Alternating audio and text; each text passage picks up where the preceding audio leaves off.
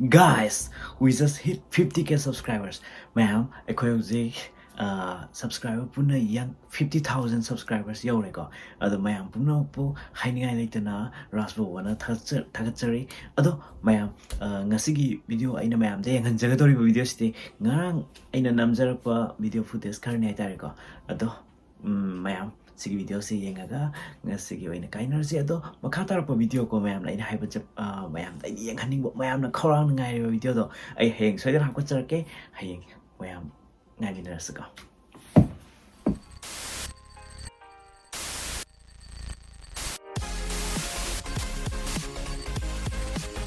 Ma'am, Japan ki share house ai tare ko share house se manung da kai kai lei ke kamai to ge do ai amakak ai tare ai na hojik lei ri mafam se ai gi marup ko hena lei ba share house ne ado manung je kamai to ge share house sai na kai na hai da ai ma'am do ke yeng minus hek sangat paga sleeper khong nu thambam lei ko sidana thambam lei re wifi free da pi adu ga room 101 1023 adagi 4 ko hele agi mar ko hena leibna 4 ni mathak tu room ahumari lei ko tuka sek sangat paga sigi makha se sidana washroom toilet lei re sidana akoi gi bathroom lei ko aduga sidana common room hek sang manung chang post mine space am pb re mayam phammaga adum lei toba kai toba deki sida dum pham ko pe yare deka sida phammaga tv yeng ba sofa kaina su thambi re ko masang so kitchen somdana kitchen leire sida mayam chaab thakpa kai taw sida dum taw chawi or sida akoina pamba or room da chagi har ga dum pusilaga thong thakpa tawraga kena taw yai ga ado kitchen keno se sida leiri ba item silai sing se mayam keno angtane moina pb ba haita akoina wire ga season ba ya ba loina hapa thambi ko moina akoina seasoning ba pot mayam sinaraga even rice cooker ji ba moina thambi ba angtane water boiler coffee sem na ba taw mayam je aduna room je hoi ayamba Japan ge ayamba gas sina ba pham chulai ado induction smaina keno to busina ayam electric na to busina namna sina re keno to hetai ko lei hetai ayamna aduga sida moi ge room na bri matung ina moi na sina ga ba room na item sing smain tham ba yawe ko aduga masa ge room da su tham nei microwave ka keno ka lei re aduga sida som da na washing machine aduga bathroom je bathroom sini bathtub kaya ose aduga sidana common storage brush no gi tawagi sida lai right sina washroom ne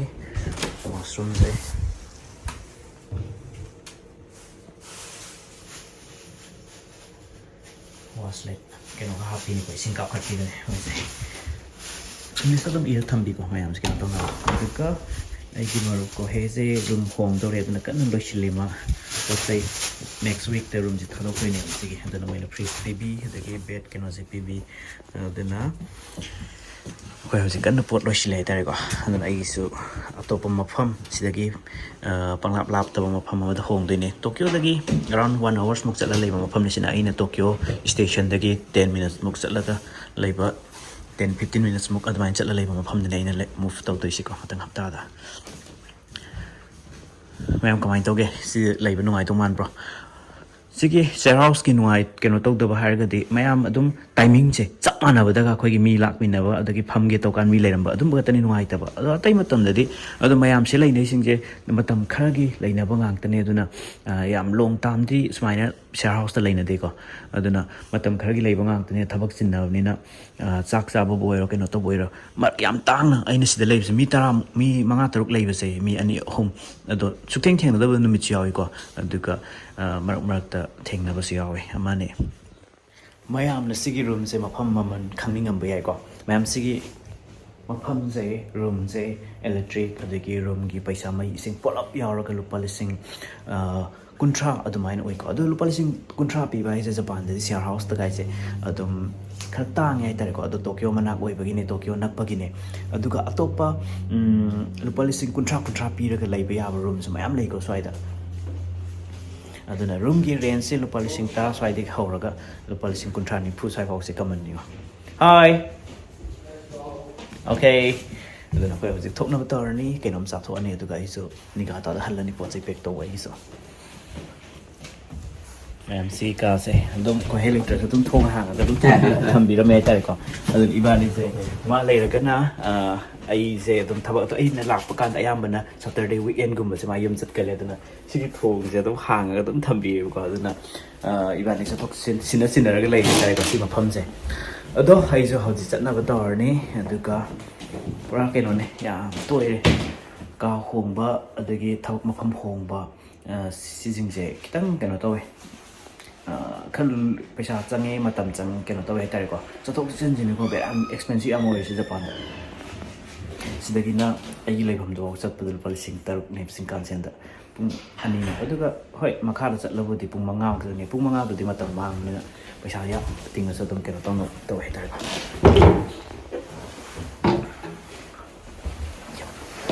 Thank you for everything. Thank you. Thank you. ꯃꯌꯥꯝ ꯉꯁꯤꯒꯤꯗꯤ ꯃꯊꯪ ꯁ꯭ꯋꯥꯏꯗ ꯀꯥꯏꯅꯔꯁꯦ ꯃꯊꯪꯒꯤ ꯚꯤꯗꯤꯑꯣꯗ ꯑꯃꯨꯛ ꯊꯦꯡꯅꯔꯁꯦ Guys, asigi Tokyo-gi Ueno Station manakta laiba sigi building sigi center Amyoko center haisi sigi makhada oksa adagidi yen na akoina chaning ba yam loi phangi ai mapan dei pusilakpa singko aduna kai kai leige do yengula sa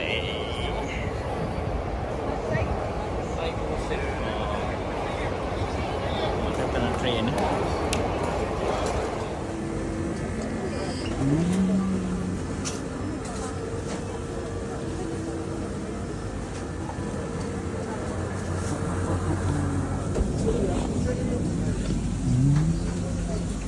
Arigatou gozaimasu. Parang hindi na ako wala silang hardware doon sa Hindi kayo no?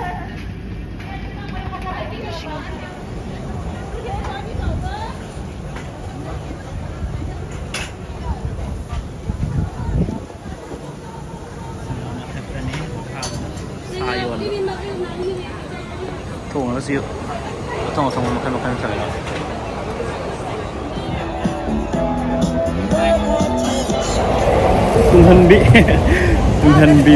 Tunghanbi mari ne sa kilo ama makhayong lere